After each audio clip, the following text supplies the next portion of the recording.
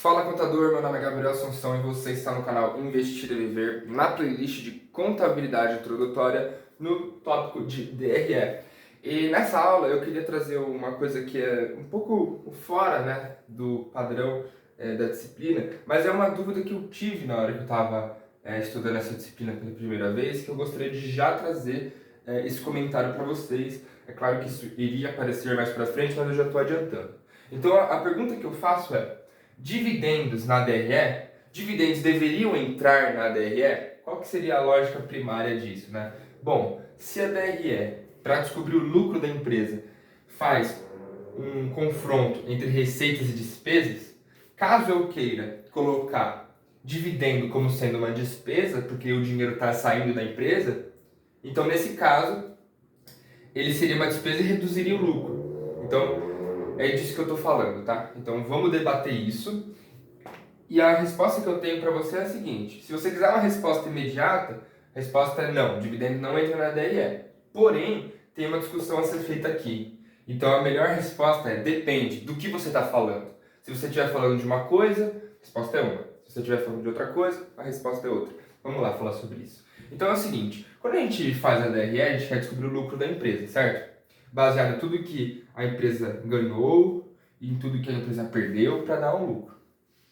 E esse lucro pertence a quem? Pertence aos sócios, pertence aos acionistas. O que a empresa pode fazer com esse lucro, né? Ela tem lá algumas coisas legais que ela precisa fazer, por exemplo, reserva legal.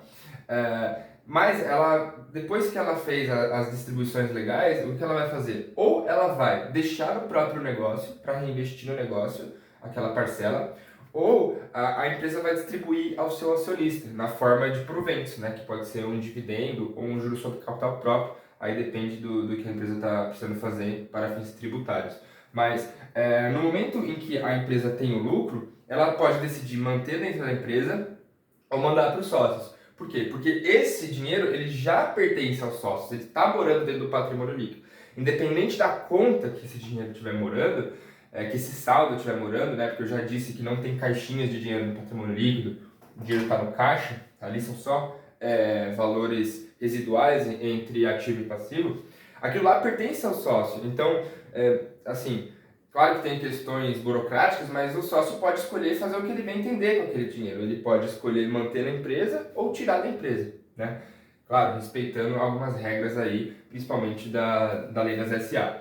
Mas assim, esse lucro que vai ser distribuído, ele não pode ser considerado uma despesa novamente. Então, o dividendo, ele é uma parcela do lucro que você está distribuindo.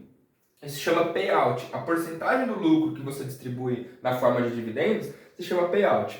Então, imagina que a empresa lucrou 100 e ela decide distribuir 50% de payout. Então, ela vai pegar 50 e reter na própria empresa e 50 mandar para o acionista. O fato dela distribuir um dinheiro que já era do acionista, que morava no patrimônio líquido, para a conta do acionista, para o CPF do acionista, ou para o CNPJ, caso seja uma empresa que está sendo controlada por outra, não faz com que o resultado da empresa tenha mudado. O resultado da empresa continua sendo o mesmo, né? Não pode o dividendo, que é uma distribuição do lucro, fazer parte da conta do próprio lucro. É isso que eu estou querendo dizer. Então, não. No caso de dividendos pagos, eles não podem entrar na DRE porque não faz sentido. Na verdade, o dividendo pago ele é uma parcela que está saindo do lucro. E quando que a gente vai enxergar ele, né? Já que ele não aparece na DRE? Então, por quê? Na DRE a gente quer descobrir o resultado da empresa e não o que nós fizemos com o resultado. E o fato de você falar do dividendo pago está muito mais relacionado com o que você fez com esse lucro. E não é isso a função da DRE, tá bom?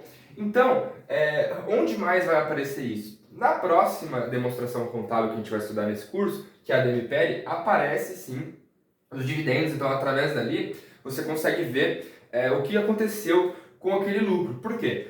Você vai ter o patrimônio líquido inicial da empresa, dividido em várias contas. Isso a gente vai ver com muita calma, tá?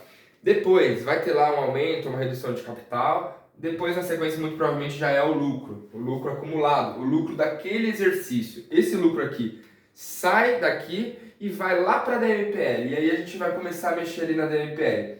Esse lucro começa a ser distribuído. Ele vai um pouco para reserva legal, reserva estatutária, reserva de expansão e tudo mais. E vai chegar o momento em que vai aparecer lá dividendo a pagar. Então esse dividendo ele já está lá no estatuto que você precisa pagar, então automaticamente ele já reduz aquele lucro, ele já reduz o patrimônio líquido e já se torna um passivo para a empresa, porque você já sabe que tem que pagar.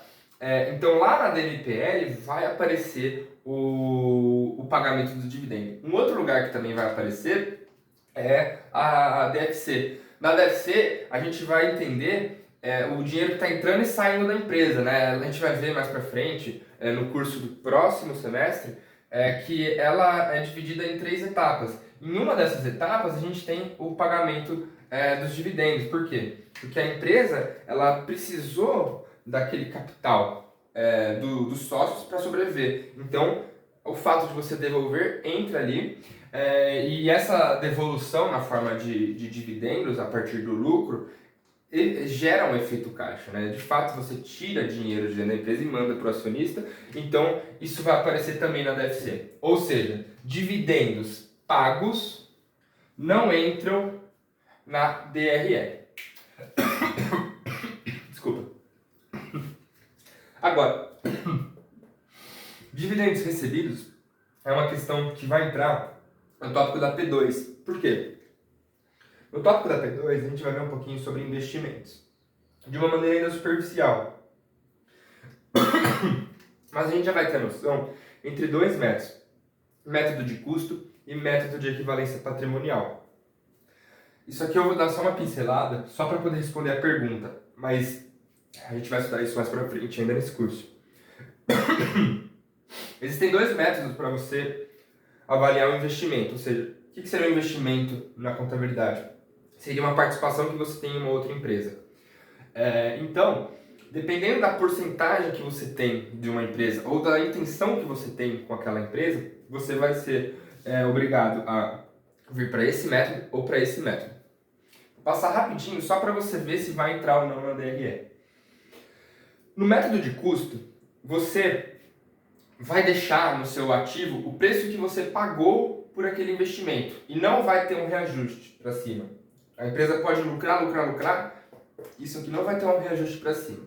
Você está interessado apenas nos dividendos que aquela empresa vai te pagar. Então, se a empresa vai te pagar dividendos, beleza, você colocou dinheiro no caixa, fez um débito no caixa, não fez? Isso tem que aparecer em algum lugar. E isso não vai aparecer no seu ativo, porque você não pode colocar um débito no ativo porque ele está pelo método de custo, não pode ser majorado. Então, de fato, entrou dinheiro no caixa, porque a empresa distribuiu dividendos e entrou no caixa. Qual que é a contrapartida? Tem que ser um crédito no resultado. Esse crédito vai chamar receita de dividendos. Então, no caso em que a gente tem dividendo recebido de uma empresa que está pelo método de custo, aí sim ele vai aparecer na DRE como sendo um dividendo, tá? Então, aqui já começa a contrariar o que eu estava falando, né? Normalmente, a gente está pensando em dividendo pago, que a empresa pagou. Então, nesse caso, não aparece. Agora, aqui tem uma ressalva. Quando o dividendo é recebido, pelo método de custo, você coloca. Agora, tem o método de equivalência patrimonial, que é assim.